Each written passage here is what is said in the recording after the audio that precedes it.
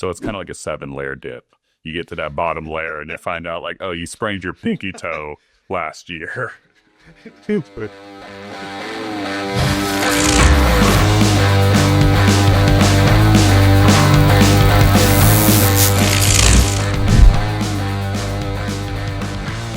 Welcome back to Past Your Prime, presented by Smith Performance Center. This is the podcast for active adults trying to stay strong, train hard, and not fall apart while juggling real life. I'm Alex Kiker, professional volleyball player, working dad, and someone who has personally experienced what we're talking about today more times than I'd like to admit. I'm joined by my co-host, Craig Smith, physical therapist, coach, life professional, and the guy who has to explain to me why every time one thing starts feeling better, something else breaks. You're also a juggler. I do juggle for about.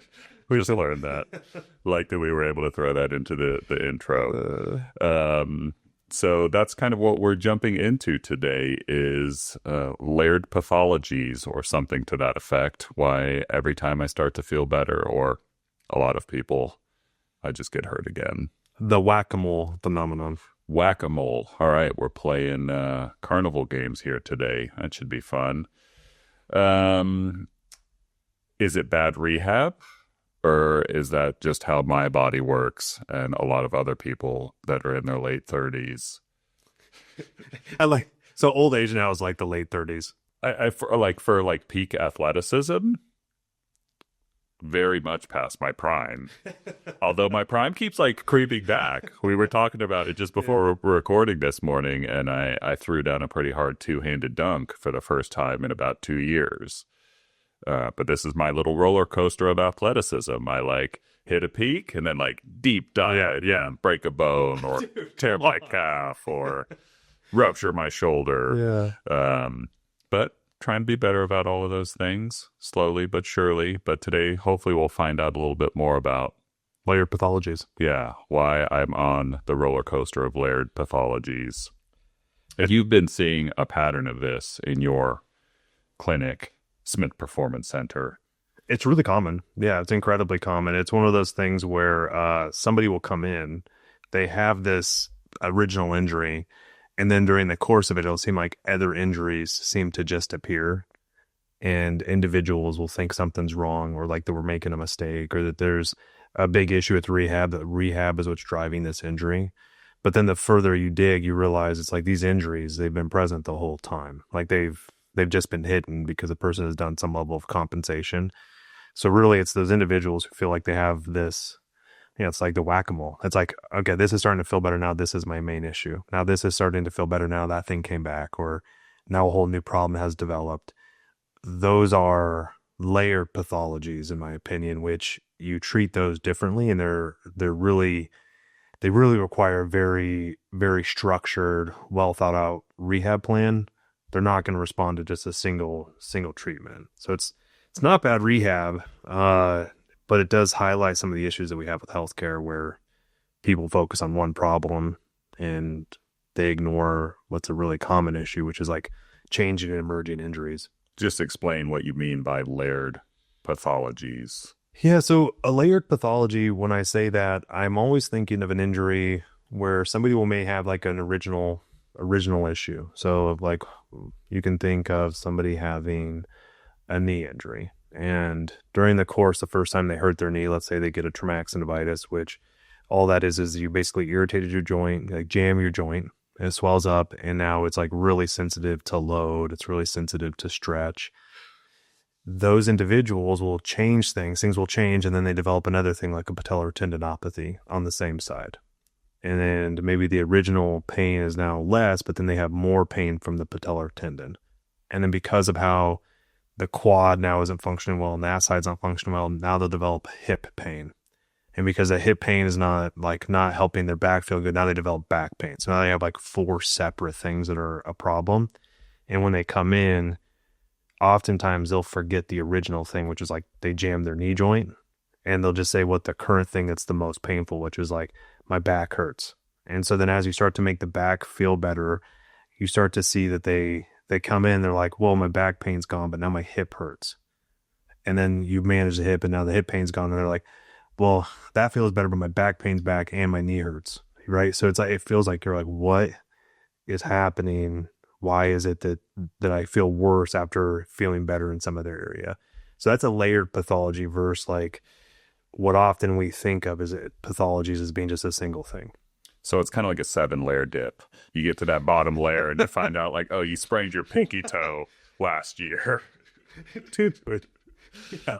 Well, it's a lot less delicious than a 7-layer dip, except for it is kind of gross how long those things can last. So I don't recommend eating those. Make sure you pay attention to the expiry date on that one. Yeah, that's a one time. It goes out for serving once, and then whatever's left should go in the trash. Is that true? I don't know, but I don't actually eat 7-layer dip. There's usually a bunch of stuff in there I don't like. So, but I'm super picky, so I'm not eating that sour cream or the guacamole. Oh, what if I had rice in it? I love rice, yes. And I have reduced my rice intake to 1 cup cooked a day, which has reduced my calories by about 1,000 per day. And that's probably why I've lost 8 pounds this month. Anyway. That's actually true. Yeah, you lost 8 pounds, so it's actually a thing. True, yeah. If you actually measure your food, you could make a difference. Calories in versus calories out is a real thing. I finally believe in it. Which that should definitely be something we talk about in the future. Yeah. So why does it feel like you are chasing injuries? I know we've talked about this together several times where like, kind of like you just explained, I'll have one thing go wrong and then next thing you know, my knee hurts, and the next thing you know, my quad hurts and I'm having elbow pain, and like, I don't think those two were related, but yeah, it just seems like one thing is always leading to another, and knock on wood, I'm finally in a place where it doesn't seem like anything is really be careful. Escalated. Jesus, man. Escalated for me super recently. Yeah. Like, why can't I ever just come in, get a diagnosis, and move on? Well, partially what I always think of is when you're going through your day-to-day and you're living your life and you have an injury develop or you start to have a hint of one, it's not like your body goes, okay, this is the only thing that's going to be my main focus for the rest of my life. I'm going to just make sure that this injury doesn't hurt me. It's like, that's not how anybody approaches it. Almost everybody compensates in some way. That's how I approach it every single time. Yeah. That's part of my problem. You compensate like an amazing way, right? Yeah. But what you're doing is you're just shifting load. You're shifting stress through the body, and not every time can your body actually handle the stress to the new spot that you shifted to. So like if you think about during the course of walking, right? Like every single step you take, it is a matter of your body basically shifting load throughout the entire lower extremity and your spine to be able to move forward. And if you take out one aspect of those things that actually are handling the stress that you're generating just with walking, it goes somewhere else. So like if your quad gets shut down, it's not like that force that your body has to absorb went away. Your body still has to do it. So the most normal way is that your body just straightens your knee out. Like instead of it bending and flexing, absorbing the force through your quad, instead you fully extend your knee, you just jam your knee. So you can have these like things where it's like, oh, okay, yeah, you compensated and the thing that was hurting you is now not being hurt, but now you're stressing other areas and then those break down. Like you think about your shoulder, right? Like the thing that you had with your shoulder. I always think what's interesting is when people have that shoulder issue, they may do a whole bunch of different things to now generate that extra force because their shoulder can't handle it, like stop sooner, right? Or get more force from their back, right? And then they start all of a sudden, it's like, I don't know why my back hurts when I extend. Well, it's probably because you're getting more power from your back going through extension or just getting the shoulder, hip rotation or something. So it's all connected. And I know it sounds like that everybody's kind of always says that, like the hip bone's connected to your butt bone. Is that? I'm not sure that's how it says, but yeah. But you know what I mean. I just know this one with 2 small children, but I don't know which bones connect. I kind of relate that to my calf issue. So I was telling you about this new jumping program I've been kind of working through the last few weeks, and it's had a bigger emphasis on calf work than I've had recently. Also coming off like a work walking challenge, trying to get 10,000 steps a day, which is just a good practice. But I was just like diving deeper into some of the research behind calves because I started to have like a little twinge of an Achilles pain with doing some heavy calf raises. And basically what I saw was that, your calf goes through 10,000 co-contractions a day if you're taking 10,000 steps. And then to actually get load into a calf, and we've talked about my calves several times on this podcast. They are probably the strongest muscle in my body. Like I have to put a lot of load on them to even feel anything. I can go to any of the plate loaded, not plate, but the I don't know, the stack loaded calf machines and just max it out, no problem, and do 50 reps straight, and it's no issue. But I did 4 plates on each side of a regular calf raise on like the Smith machine, and that was like finally where I started to feel something. Yeah. But that, like, I don't know if that's a layered pathology by any means, but it just seems like it took a lot to load there. Yeah. So if you think through like that, like, so your calf, for example, the idea that your calf is clearly a large force generator for you and probably a large force absorber for you. Yeah. So when you hurt it and your body goes, okay, I'm going to have to unload this calf a little bit. Your body, because you're athletic and most people have levels of compensation that they don't even realize that they can take, you'll shift it somewhere else. Right? Achilles, knee, somewhere. Yeah. Exactly. And because of that, like, you may even take longer to decelerate. So instead of it being like a really rapid, quick rebound and back up, you may bend more, which then overloads your Achilles tendon. Or you may hit harder, which then overloads your fat pad on your calcaneus. Like there's so many different ways that it can go. It's almost, I mean, you can't even predict it in some ways. I mean, you'll see some patterns, but that's it exactly, is that you're going to compensate. And then oftentimes the calf will kind of get better, but it won't be like 100% again. And then you'll have this like permanent compensation. And let's say you do that over the course of like 3 to 4 years, and you have all these different things you can have compensated around. And then they'll happen one time where you pull the trigger where you can't compensate enough around it. And then everything unravels. And then now you have like 9 injuries that you never actually managed, and they're all layered on top of each other. You have all these different compensations that you've made to make them work, but you can't compensate enough. And now it starts to hit one, and then the next, and then the next, and then the next. And so the idea with the layered pathology is not that it's a single diagnosis. It's just that you can't get to the bottom of it off of one visit.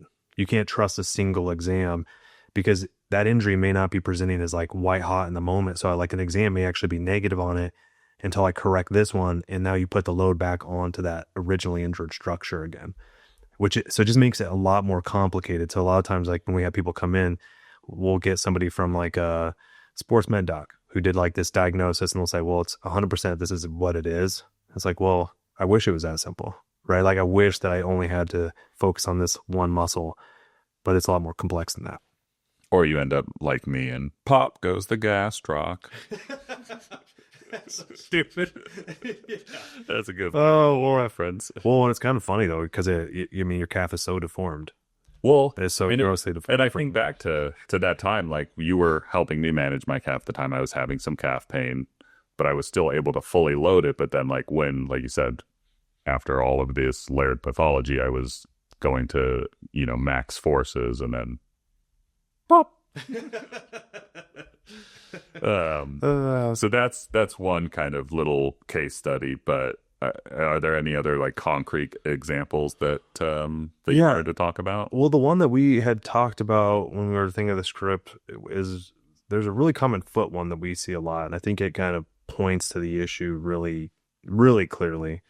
So this is one that I've been seeing quite a bit, is individuals will come in, they'll have an injury to their big toe initially, and they may not even remember that they had an injury to that toe, but it could be like a turf toe or something, like they jam their toe against something, and because of it, they quit loading the big toe and they almost kind of come off of it, right? So instead of loading through the big toe, they now load through the middle of their foot, and over time they keep walking like that, and they commonly will develop a stress reaction or a stress fracture in the metatarsal, which are like the long, thin bones in the forefoot. And when that happens, they'll come in, or they'll have gotten a diagnosis of this stress fracture. And this is just a 2-layer pathology. And you have to manage a stress fracture first, right? But then what's kind of funny is the stress fracture will go away, and then they'll get this raging toe pain again, because that's to be pretty severe for you to want to unload your toe. And they'll feel like they had a full regression. And they're like, I always just get hurt. I'm always feeling bad. It's like, well, no. It was there. You just never actually dealt with it. You just compensated around it and you fully avoided it. And that one is that one. I mean, I probably see that on a weekly basis, that specific layered pathology. And you love the feet, so Oh my God, do I love super the into feet. this one. But it does sound like you're really just looking for the root cause. You always want to look for the root cause. Yeah. And then sometimes it becomes circular. Like it's actually impossible to find which was the original thing. So it's but it's really understanding, like when you have a layered pathology, you're looking for relationships between these different injuries. And once you start to see those connections, now you know you're dealing with something that you can't just correct a single thing. So like that's that's a key. And once you see it's happening, it's a big deal. But like the people that typically come in with these foot ones, they'll have also already seen somebody. They may have already had imaging. Oftentimes they're being overly treated. They'll have like orthotics already, been getting PRP or peptides or whatever. They'll be getting a whole bunch of different treatments and it'll feel like nothing's working. Yeah, that's interesting. Is there like an opposite end of that spectrum where they're not doing enough? Not enough treatment? Yeah. Yeah, I mean, absolutely. Because right, like, so with a therapeutic gap, you're always thinking about the relationship between your triggers and your treatments. The lower extremity is interesting because it's really difficult to overcome the triggers because of how much load you put on it. Yeah, so it's I think one's really hard to avoid. But yeah, you definitely can. You definitely can have where you're not giving the body enough of a treatment that can help to promote healing. But I've always find triggers are the biggest issue. Yeah. Well, and I would imagine like they've gone somewhere and seen another professional and think that they have the solution. And so, okay, like I've got a stress fracture. Like, let me just deal with that. I'm done. Yes. And that's not the case. It's not always the case. And like when you go, especially like stress fractures, if you've had more than one, we know that there's an energy capacity issue. There's something where you're not feeling sufficiently so that you're basically not rebuilding the bone the way you should be. So as soon as you have two, if you had one, okay. But if you've had two, we know that you definitely need to be discussing it with a dietitian at some point. Oh, that's it. So like I wouldn't have made the relation to the energy capacity for a stress fracture. Although when I broke my scaphoid was a key for me to really make sure that my diet was supporting bone health. But that was a trauma. Okay. Right. Like, I mean, that was like an acute trauma. Like you landed really hard there. Yeah. Versus like a stress fracture often develops when it's like a repetitive load overcomes the body's ability to repair from it. Yeah. And so there's a state where you have what's called low energy availability. And so when you have that low energy state, your body is literally pulling from the bone to fuel itself. Pulling from your own tissues to stay in a sufficient energy, because it's gonna do that. It's not gonna be able to rebuild the tissue. So you'll see it'll actually pull away. That's why in like some of these cases they're not, the answer is not one, it's not a treatment, right? Like that. And I think that our culture, I really do think our culture, healthcare specifically, we are really focused on there being like this single solution, this perfect cure, this one injection, this thing. But it's not that. Oftentimes, the most important thing is your own behaviors around it and understanding that your problem's not simple. It's fairly complex, and that our normal responses to it hide the actual extent of the problem. And it's like, and so when we say layered, it's more like, it's not to say, hey, everything is complex, but it's like once you start to see that there's relationships between your different things that you've been feeling, it's you're not going to have a solution where it's like, this is all I'm going to do. Like, I'm not going to just take a B12 injection and I'm going to be cured.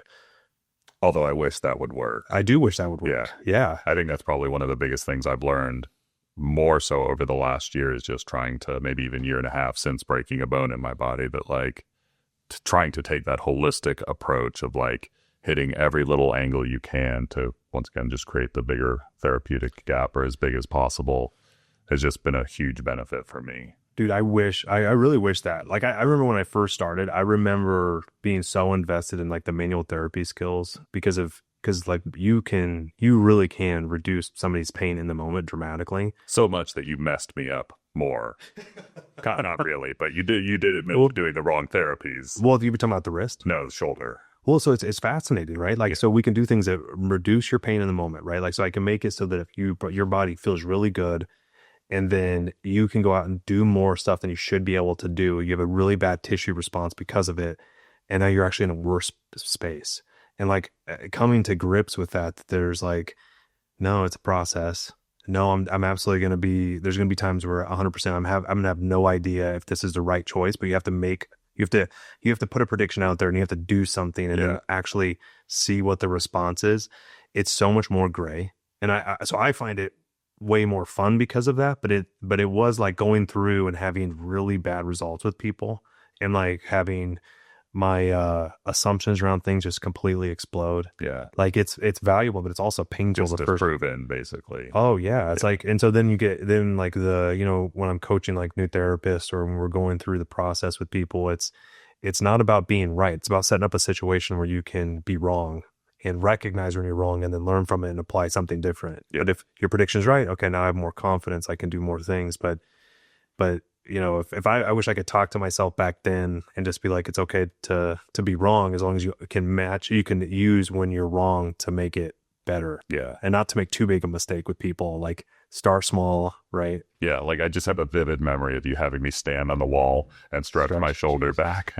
And now knowing everything that we've talked about over the past year, it's like, glad I didn't cause an instability in your shoulder. Well, I mean, you probably did. It took a long while to get back to normal, but it's been super strong since. So I think, at some point you course corrected and got me on the right path. Well, there's like completely going off topic, but there's this article that I remember reading early on in my career that was about how most practitioners in healthcare, they come out and they rapidly get to their peak like how good they're going to be about 6 months out.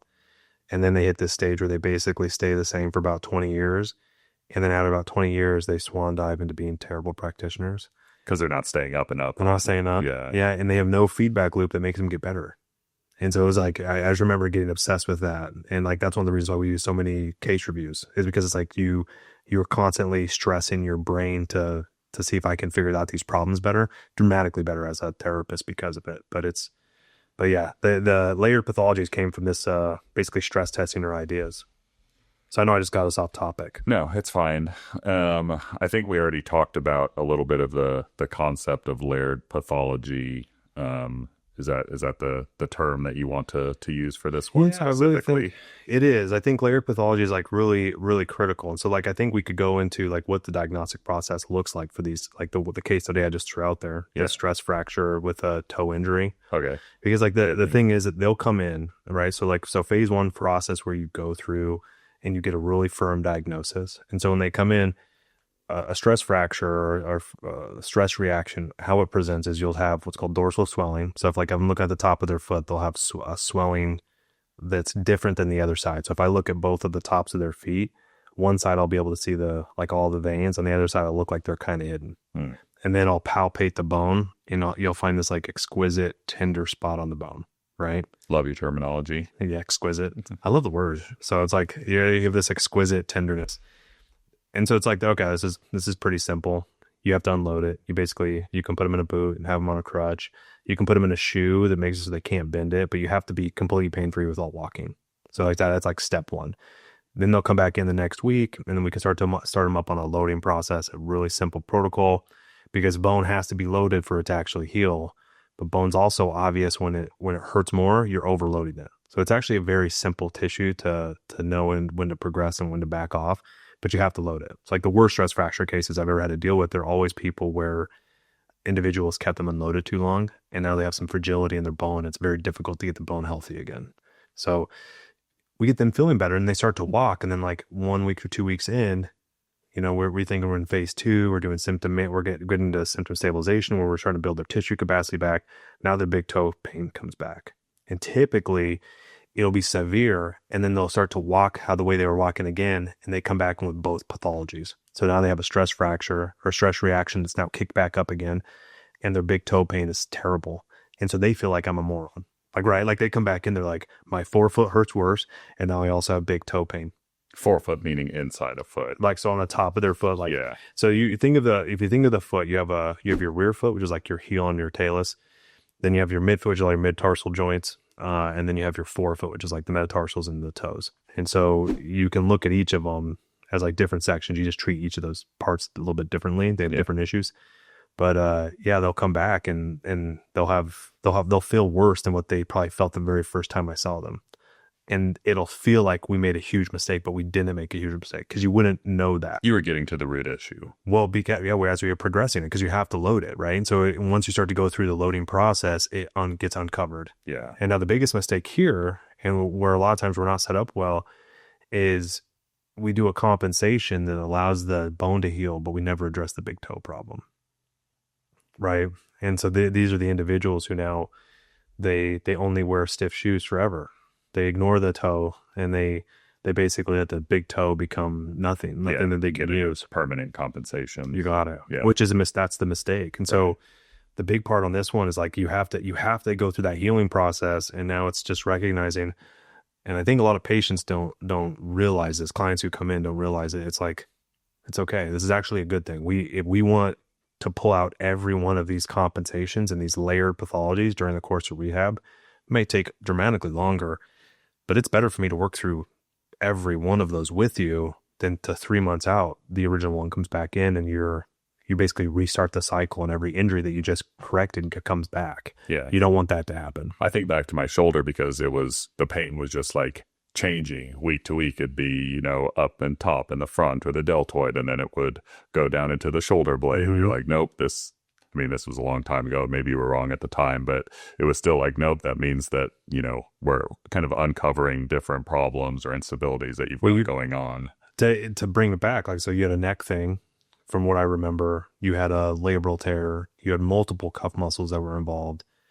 And so we had to go through all of those different things. So I think even back then, I didn't have a term for it, and I didn't have a thought process that was that clear around it.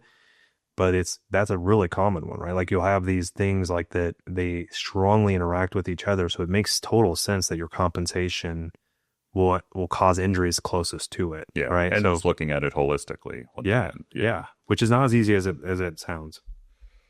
So it sounds like you're looking for, quote unquote, a perfect diagnosis. Doesn't exist. Yeah. And I think I've certainly realized that through all of our different appointments and problems that I've had over the years. Like, how do you even know what you're doing is right? You have to always be retesting. That's where key signs are actually the most useful. And if you remember, like, the key sign idea, just for anybody who doesn't remember, the key sign is just something that we can use as a retest to see that it's getting better. Something like, for you, it could be, if we're talking about the shoulder, it could have been for a volleyball spike. For the people who are coming in with the pain with walking, it's walking pain. And so we can rapidly retest it to basically pull out anything new that's coming back in. That's one of the most useful ways. And then it's also just you constantly reassess. Like, every time you should probably be doing an exam, if especially if it's something new, you got to work through what's this thing that they're feeling now, and be comfortable with it just being like, you may have changes. So if you start to notice, like, if you're going to see somebody and you start to feel a symptom you've had before start to come back, you have to share that. Like, it's most likely connected. It also highlights the idea that if you don't have to take time off, you don't want to unload. This is why, like we've talked before, why like just blanket rest is not an actual rehab strategy. Like, it's a fake improvement, and it's like such a huge issue to completely unload somebody's body, and we don't even recognize it as that you might literally just be burying somebody. You're just reducing their tissue capacity further and compromising their physical capacity. So you're doing these things without really realizing how much you could actually set somebody back. And it's lazy. It's been surprising how many of just like my friends and folks that I play sports with or lift with or whatever are like, yeah, this was hurting, so I just, took a month off. It's like, that was a bad choice. Hardest rehab I ever have to deal with are people who take significant time off. But the worst cases are the ones where it comes back and then they take another month off. Comes back and they take another month off. And so you get like a year into it and you're not dealing with the same problem anymore. Like, it's gonna be a much more difficult journey to get you back to health. And you want to use the activity that you want to do as a form of rehab. Like what we've talked about is eventually the thing that hurts you will become therapeutic. Right. Like, that's the best thing that we can search for, is like eventually be able to do that activity and it actually make you better. But you have to get to that point. And if you just keep avoiding it, you're running the risk of having a huge setback. Yeah. Easy example that I always think of is your back hurts from back squatting. Back squatting is actually probably one of the things that will eventually get you back to back squatting again. Yes. So, but you got to pick the right load. You got to adjust it. But like, it's not being afraid of it. Right. I always pull out the obstacle as the way. Like, I love that idea of like, the thing that's bothering you the most, you could swerve around it, but you should probably do it. Yeah. You should probably do it. Like, I think of my rehab process that I've gone through, you know, really over the past 2 years, and like the recurring injuries that I've had. And I relate it to like a dog chasing their tail, just like running around in circles. And I finally feel like I've deviated from chasing my tail. But just kind of wanted your thoughts on how to stop chasing your tail. Cause like I can't actually like verbalize what I've done to get there. So number one, you got to lay out everything that's happened, like every injury, body inventory. That's probably the most useful thing, and what triggered it. So you knowing a trigger list for each of those issues and what treatments helped. Like that's like just the most basic thing you can do. And I actually think going through the process of writing it down is extremely valuable, because you will realize multiple injuries that you totally forgot, and they may be injuries that are still being compensated for that you just ignore. Right? Like that's like the first one. Once you have that, then my brain always goes to stabilize as many of the tissues as you can. So like whatever ones are presenting, get them to be stable to where you can make them feel good. And the current level of activity you're doing is not making them worse. Because if you don't, that's when you get into an injury, a recurrent injury hell that you can't get out of. And like that type of doom loop is like really difficult to get out of. So you wanted to stabilize everything that you can. And don't be in a rush. Like if you're using like something for artificial capacity, like a brace or tape, don't be in a rush to get rid of it. Like, especially when you're dealing with this, we want you to be doing load and doing activity without feeling bad first. So like prematurely removing some of those tools is like another really common mistake. So once you have the list, and once you understand the things that make it feel better, and you have those tools all in place, and you feel like you have a good, solid foundation, then you start to progress it right back up. And every time that a new thing comes out, you go back through that process of like, what are my triggers or my treatments? And you add that to the thing, and you get right back up to the same level that you were as fast as you can. Once all of that happens, then it's like really thinking through like, okay, this is the activity and this is the level I want to get back up to. Now let me build out a process, and don't push it too fast. So really understand that like you have a rehab standard, which for us, this means that every workout has to have a good response. And like if you don't remember, do you remember like when we finally had the conversation where you're like, I guess it's not 0 out of 10 pain. It was more like even a 1 or a 2. Yeah, it's still pain. It's 1 or a 2 is not a 0. Yeah. And so like we want to look for wins. Like, and it is a win if it's less pain, but it's also just being honest. Like if it does hurt, it does hurt, and that's okay. You're not doing the wrong thing. But it is wrong if you're lying to yourself. Like that once you're doing that, you can't learn, you can't get improvement from it. Yeah. I relate that back to a couple of things, because I'd say most of my volleyball injuries come from playing volleyball. Mm-hmm. And so playing volleyball is the thing that is also pushing my capacities forward, whether that's therapeutic or energy or tissue. Like it's pushing all of those forward. So like I didn't just stop my activity because, you know, maybe some of those things relating back to the pain scale, like maybe I was at a 3 or maybe even a 5 for like my wrist and things like that. But I needed those stresses to push my tissue capacity forward. And then I have not been as good in the gym about staying at a 0. But like right now, I'm trying to stay like a 3 or below. If anything gets to a 3, I will stop. It's like I was telling you about my calf raise load. That one got to a 3, and I was like, okay, I'm going to cut it off here. I'll stop doing that for now, and I'll reassess it next week. That's a guardrail. Like I'm actually very comfortable with that. Yeah. And then, but if you start to have like a worse and worse response, you would back it off, which I think you've done. Yeah. Benchmarks are really important though. Like things like of performance that you want to be able to hit without having a bad response. So you could say like, I can hit full out without pain. Okay, cool. Yeah. Like, so you wouldn't want to reduce like the use of like the tape around your wrist until you can spike without that hurting at that level. Right. But if you're doing 75% and it doesn't hurt, yeah, you don't need the tape on. Like, so you can line it up that way, and it makes it really helpful. So like to go back to the original case study with like the stress fracture, like you have to be able to walk without pain, and you can't have any pain whatsoever. Like that's your first benchmark. And then once we get there, then we can start to progress to all the other activities. Like you want to be able to run a 5K. Well, let's progress it. But the big thing is that your bone has to feel good. You got to be able to run a mile without pain first before you can run a 5K. You got it. And then once you start to get the pace and all the other things involved, And then, but if you have the big toe issue rear its head, and we know that it's probably connected, you have to get that toe to feel good take a too. step back first. Exactly. Yeah. Exactly. Yeah. I don't know. I just oddly relate that to my recent elbow problems. And I feel like when I first started some of my elbow rehab and doing some of the upper body exercises, my wrist was killing me. And I think it's just because I was doing things that I hadn't done in so long. But now, 2 months later, I feel like it's made my wrist so much stronger. So I had to go through a little bit of that low level pain to progress several injuries, which I think is fantastic because it widened my therapeutic gap for several of the different problems I was going through. So it's just interesting how the body will react to different therapies and different stresses. And I think if you're mindful about it, strategic, and look at it holistically, you can push yourself forward much quicker. Trying to, go for that single diagnosis or whatever that looks like.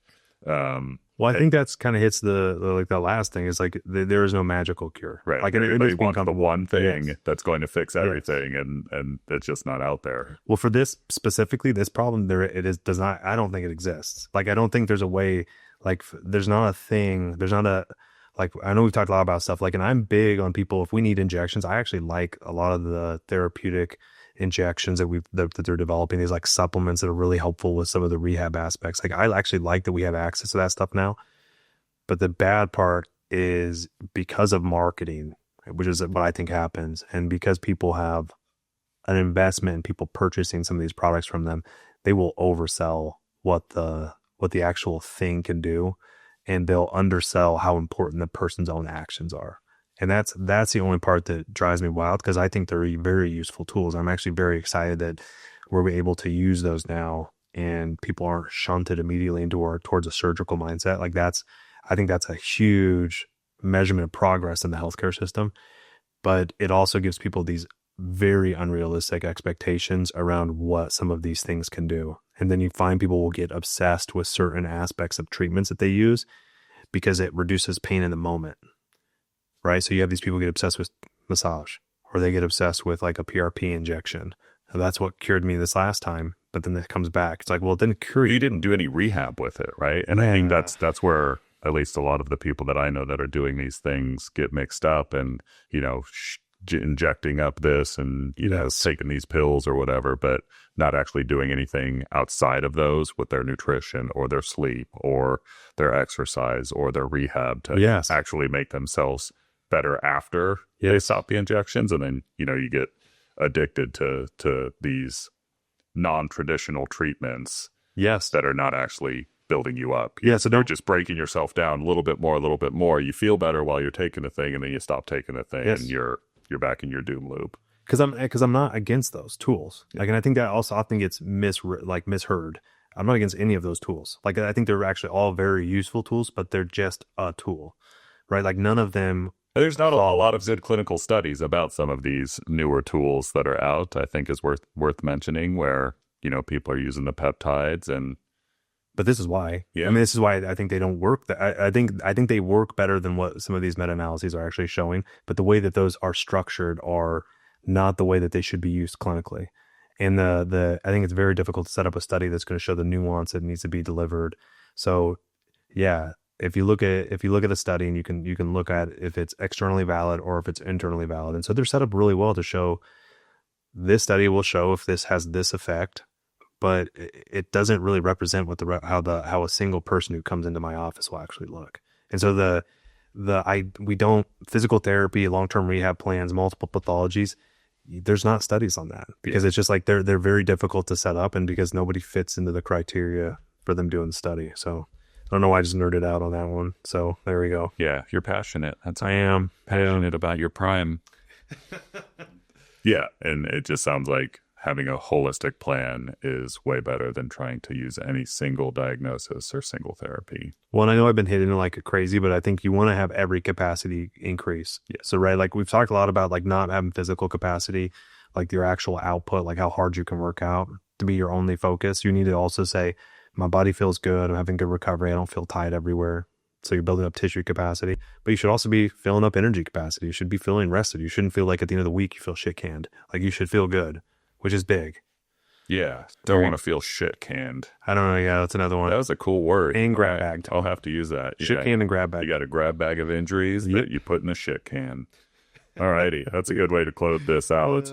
I think if you don't take anything else from this episode, take this. If pain moves while you're rehabbing, that doesn't automatically mean you're failing or that your provider missed something, because Craig doesn't miss. He shoots from 3 and hits. Come on. Sometimes it means you're finally uncovering the next layer of your 7-layer bean dip or your problem. What matters isn't whether the pain shows up, it's whether your tolerance, control, and capacities are actually improving over time. If rehab feels confusing or frustrating, hopefully this episode gave you a better way to understand what's happening instead of assuming something went wrong. If this hit home for you, share it with someone who's been stuck in that cycle or that doom loop. And also check out our Doom Loop episode if you want to learn more about that. We've got that, a couple episodes ago. As always, you can catch us at pastyourprime.com. Give us a like, give us a comment, subscribe, share it on your story. I have only seen one person share it on their story, and I'd be interested to have more of those and see if we can reach a broader audience. BYB, baby. Peace.